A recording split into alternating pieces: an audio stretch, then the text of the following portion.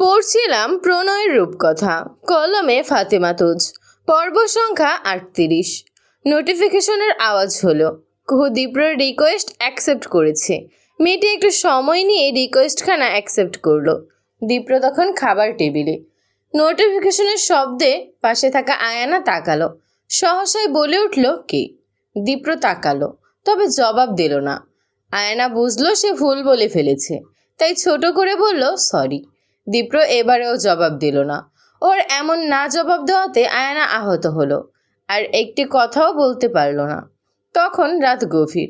দীপ্রর চোখে ঘুম নেই, হাতখানা নিষ্পিস করছে। কুহুকে টেক্সট দিতে ইচ্ছে করছে, কিন্তু কি ভেবে যেন হচ্ছে না দেওয়া। ও অনেকটা দ্বিধাদ্বন্দ্ব কাটিয়ে ফোনখানা তুলে ধরল। চোখ বন্ধ করে নিজের পিঠে অদৃশ্য হাতখানা বুলিয়ে বলল, কুল দীপ্র, কুল। মন যা চায় তাই করে ফেলো।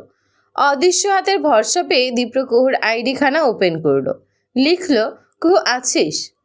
কুহু কি দীপ্রর মেসেজেরই অপেক্ষায় ছিল? হয়তো হ্যাঁ, কিংবা না। মেয়েটি সেকেন্ডেই সিন করলো। ওর এত দ্রুত সিন করায় দীপ্র নড়ে চড়ে উঠল। ঘুমাসনি? ওপাশ থেকে জবাব আসার পূর্বেই দ্বিতীয় দফায় লিখে পাঠালো দীপ্র। কুহু জবাব দিল, ঘুমাইনি। মেসেজখানা সিন করলো দীপ্র। পুনরায় লিখলো, আচ্ছা। সিন হলো। তারপর কিছু সময় কোনো দিক থেকেই কোনো কথা এলো না। খানিক বাদে কুহু লিখলো, আপনিও ঘুমাননি? ফোন রেখে দিয়েছিল দীপ্র। এখন নোটিফিকেশন আসায় পুনরায় ফোনটি তুলল। ঘুমাইনি। কেন? ভালো লাগছে না। ভালো কেন লাগছে না? জানি না রে, আমি জানি না। কি বলবে বুঝলো না। কেমন একটা অনুভূতি হচ্ছে।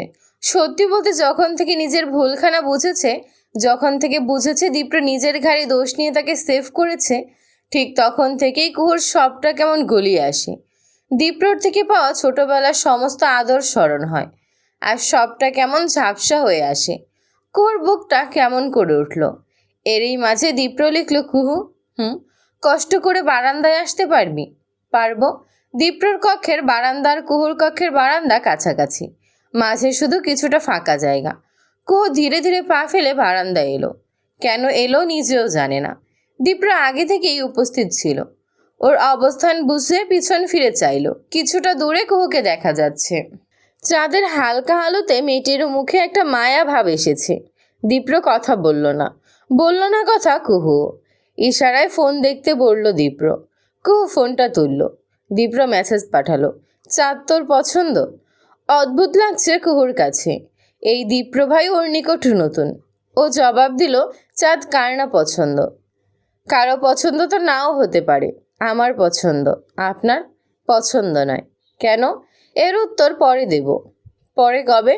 যেদিন সময় হবে। কবে সময় হবে? যেদিন তুই চাইবি। আমি যেদিন তুই চাইবি। একটা শিরশিরে হাওয়া কুহুকে ছুঁয়ে গেল। ও চাইল সামনের দিকটায়। মুখ তুলল দীপ্র। বাতাসে মেয়েটির কিছু চুল উড়ে বেড়াচ্ছে। দীপ্রর বারান্দায় একদম শেষের দিকে এসে দাঁড়ালো। কাছে এলো কুহু। ব্যথা হচ্ছে? একটু একটু। ঘুমালি না কেন? ইচ্ছে হচ্ছিল না, ঘুম আসছিল না। দীপ্র আর কি বলবে বুঝলো না। ও তাকিয়ে রইল কুহু। খানিক বাদে দীপ্র বলল, ঘুমিয়ে পড় কুহু, ঘুমিয়ে পড় তুই। এই অবধি বলে বিড় করে বাকিটা বলল, তুই প্লিজ ঘুমিয়ে পড়। আমার ঘুম হারাম করার শাস্তিটা না হয় তোলাই রইল। বাড়ির এক প্রান্তে যখন মিষ্টি মিষ্টি কিছু অনুভূতি তৈরি হচ্ছে নতুন গল্প, ঠিক তখনই অন্য প্রান্তে কারো চোখের জল নেমে যাচ্ছে। আয়ানার আজ সব অসহ্য লাগছে।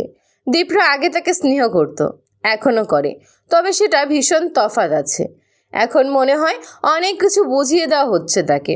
না পাওয়ার এক যন্ত্রণায় আয়ানা কাহিনী হয়ে থাকে। একটা সময় দীপ্রকে সে মন দিয়েছিল তার গুড লুকিং ভালো পজিশনের কারণে, কিন্তু সময়ের সাথে সাথে মনের ভেতর যে হাওয়া বদল ঘটে গেছে। ঘরটা অন্ধকার। আয়নার ফোনটা পড়ে আছে মেঝেতে। ও দু হাতে ফোনটা খোঁজে। অন্ধকারে চোখে পড়ে না। ও তবু কয়েক দফা চেষ্টায় ফোন পায়। অন করতে স্ক্রিনে ভেসে ওঠে দীপ্রর সাথে তোলা তার ছবিখানা। এই ছবিটা তোলা হয়েছিল সেই সুরের দিকে। ওই যে একবার সবাই মিলে ঘুরতে বের হয়েছিল, তখনই দীপ্রর সাথে ছবিটা তুলে রাখা। সেই স্মৃতি স্মরণ করে আয়নার চোখ দুটোয় জল নামে। ও ঠোঁট কামড়ে কেঁদে ফেলে। দীপ্র দাদা ভাই, কেমন করে ভালোবেসে ফেললাম আমি। আমার সব কিছু এলোমেলো হয়ে গেল। তোমাকে আমি ভুলতে পারবো না, একদমই পারবো না। তুমি আমার হবে, আমার হবে, আমার হতেই হবে তোমায় বলে চোখের জল মুছল আয়ানা। খুব কষ্ট লাগছে, মায়ের কাছে যেতে ইচ্ছে করছে। আয়না নিজের মনকে সায় দিল। ও নিজের কক্ষ থেকে বের হয়ে আগালো মায়ের কক্ষের দিকে। সম্ভবত আজ দেওয়ান বাড়ির বেশিরভাগ সদস্যই না ঘুমানোর প্ল্যান করেছে। রাত্রির ঘুম আসছিল না, শরীরটা কেমন দুর্বল লাগছে। ওর মনে হলো এই অসময়ে 1 কাপ চা হলে ভালো হয়। তাই বেরিয়ে রান্নাঘরে এসে চা বসালো। পানিটা বসানো মাত্রই কোথা থেকে একটা গম্ভীর কণ্ঠ ভেসে এলো। গম্ভীর কণ্ঠটি বলল, চায়ের পানি বাড়াও। রাত্রি চেয়ে ওর চোখে ভেসে উঠল অবয়বখানা। ধীরে ধীরে অবয়বটি স্পষ্ট হতেই দেখা গেল বৈরিষ্ঠ দেহের অরণ্যকে। আমারও 1 কাপ চা লাগবে। রাত্রে এবার ধ্যান ফিরল। ও ঠোঁট কামড়ে বলল, নিজে বানিয়ে নাও। আমি এসব পারি না জানো না। তুমি কি পারো না পারো তা দিয়ে আমার তো কাজ নেই। 1 কাপ চাই তো, দিলে সমস্যা কি? সমস্যা নেই, তাহলে আমার ইচ্ছে তাই দেব না বলে দাঁতে দাঁত চেপে রইল রাত্রি।